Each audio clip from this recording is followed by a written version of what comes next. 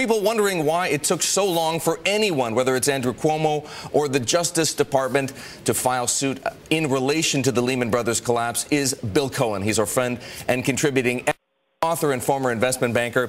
Bill, is Andrew Cuomo just telling everybody, look, if you can't get your act together and file suit in the Lehman Brothers case, I will? Eric, I think you've hit on it exactly. I think he's saying, look, you know, it's taken everybody too long. I'm leaving now, but by the way, I'm leaving you a little present behind. This is what you guys should have been doing all along. I mean, the word is that the Justice Department and the SEC has been investigating the Lehman executives now since October 2008. Now it's December 2010. They haven't done anything.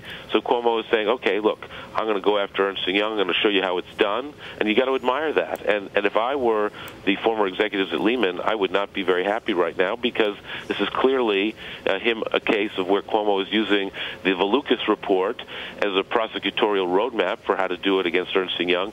And if Ernst Young did this, you can be assured that the executives at the top of Lehman knew all about it. Well, Anton Valukas, the bankruptcy examiner, was hoping that exactly would be the case. As you'll recall in that report, he effectively said, well, you know, Ernst Young may be liable for some of these, you know, blessing, for example, some of these transactions like Repo 105. Let's talk, though, about the impact on Ernst Young. We all remember what happened to Arthur Andersen. Once it was criminally indicted in the Enron case, it very quickly ceased to exist. This seems to be a bit different. Well, of course, fundamentally different, because it's a civil case, not a criminal case, and that's a very, very big difference. Civil cases end up usually in settlements and fines, as we saw, say, with Goldman Sachs being civilly sued by the SEC, and earlier this year paid a $550 million fine. So this is obviously very serious, very, very serious.